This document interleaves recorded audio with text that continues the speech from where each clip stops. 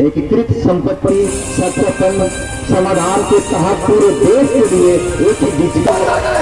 आपके झारखंड सरकार में आदिवासी सरकार है जिसको आपने चुना था, तो क्या प्रॉब्लम हो गया कि आप धरना पर दे रहे हैं?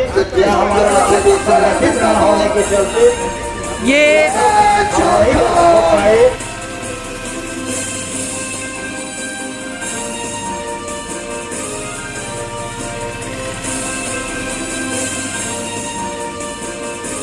आपके झारखंड सरकार में आदिवासी सरकार है जिसको आपने चुना था, तो क्या प्रॉब्लम हो गया कि आप धरना पर दे रहे हैं?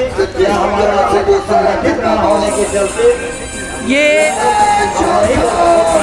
आदिवासी सरकार है, आदिवासी सरकार से ज़्यादा उम्मीद करते हैं। और ये सरकार को जो गठबंधन की सरकार है, झारखंड के आदिवासी मूलवासी किसानों ने बैठाया है।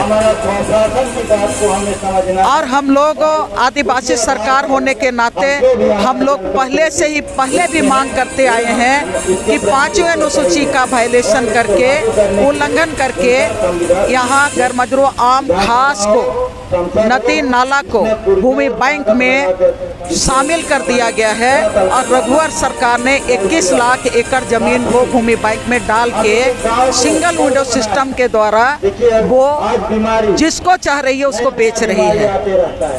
भूमि बैंक को रद्द किया जाए। और उसके साथ ही मोदी सरकार जो स्वामित्व योजना प्रॉपर्टी कार्ड ला रही है, वो पूरी तरह से 5वीं अनुसूची के खिलाफ में है, आदिवासी समुदाय के खिलाफ में है।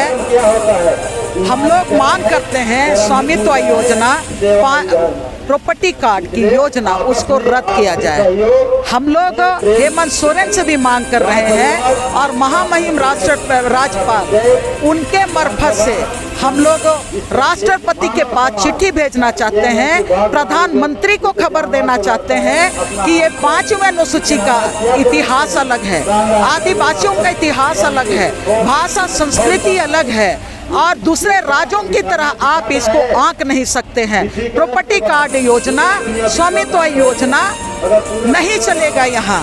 और जब यहाँ के स्वामी 5वीं अनुसूची का यहाँ के आदिवासी हैं, 68 का स्वामी यहाँ के लोग हैं और ये पेशा कानून के मालिक हम लोग हैं, तो आप फिर अलग स्वामी किनको ढूंढ रहे हैं? इसलिए स्वामित्व योजना पूरी तरह से हमारे खिलाफ में है, इसको रद्द किया जाए। और प्रॉपर्टी का ये भूमि बैंक के नाम से जो जमीन जबरन दूसरों के हाथ में दिया जा रहा है, उसको रद्द किया जाए। खतियान पार्ट 2 में छेड़छाड़ हो रहा है, उसको रोका जाए।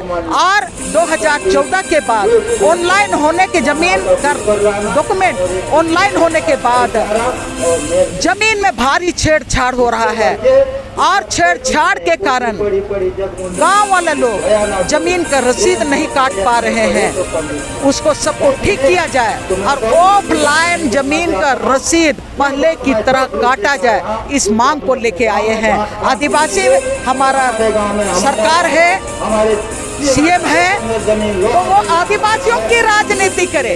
और 1932 का खतियान घोषणा किया है, लेकिन हकीकत में 1932 का खतियान में जो अधिकार है उनको संरक्षण करना आदिवासी मुख्यमंत्री की जिम्मेवारी है। तो आदिवासी तो मांग कर रहे थे उतना दिन से 1932 का, तो लागू कर दिया, तो उससे किसका फायदा होगा? अभी लागू नहीं हुआ है, घोषणा हुआ है। जब तक उनका पॉलिसी का प्रारूप नहीं बनता है तब तक हम कैसे मानेंगे? नीति का स्थानीयता नीति का घोषणा किया गया है कि 1932 के खतियान के आधार पर बने, घोषणा हुआ है, नीति नहीं बना है, नीति बना है और उसके साथ ही उस नीति को खारिज करे जो 5वीं अनुसूची को खत्म करना चाहता है। हम लोगों का ये बात है, हवा में नहीं, आप तकनीकी रूप से आपको काम करने की जरूरत है। स्थानीयता और 1932 में क्या अंतर है? स्थानीयता और 1932, स्थानीयता और 1932। अब 1932 हम एक यहाँ का भाषा संस्कृति, यहाँ का परंपरागत अधिकार, खतियान part 2, village note, CNT act, SPT act, उसका वाहक है खतियान।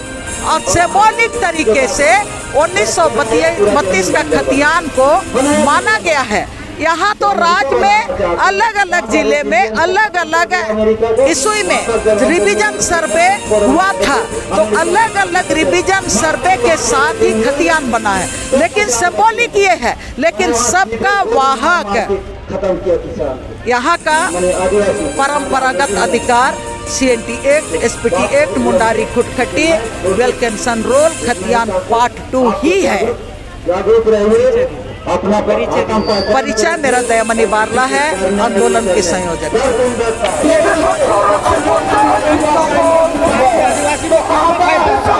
1932 का खतियान यहाँ के आदिवासी और मूलवासियों का पहचान है।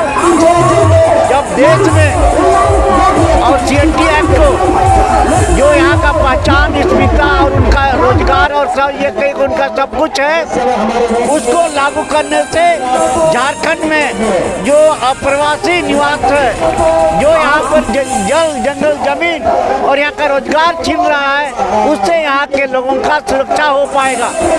हम इसी मांग यहाँ का लोगों को झारखंड बनने का गठन करने का मतलब यही था कि यहाँ के लोगों का रोजगार, यहाँ का जंगल, यहाँ का जमीन, यहाँ का प्राकृतिक संसाधन और तमाम तरह का जो कानून है उसकी रक्षा होगी। हम 1932 के माध्यम से ये सरकार ये पहचान करना चाहती है कि वास्तव में कौन लोग यहाँ अप्रवासी हैं और उनसे यहाँ का आदिवासी कैसे असुरक्षित है और यहाँ के लोग का रोजगार कैसे सुरक्षित होगा। इसीलिए 1932 का जो खतियान है, यहाँ के लोगों का पहचान और यहाँ का रोजगार और यहाँ का संपत्ति का अक्षुण्ण बनाने के लिए जरूरी है। हम समझते हैं कि यहाँ का खतियान तो लागू हो और उसके अलावा जो भी संवैधानिक अधिकार है उनका भी रक्षा के लिए यहाँ के लोगों का पहचान होना जरूरी है। प्रफुल्ल लिंडा, आदिवासी अधिकार मंच के महासचिव।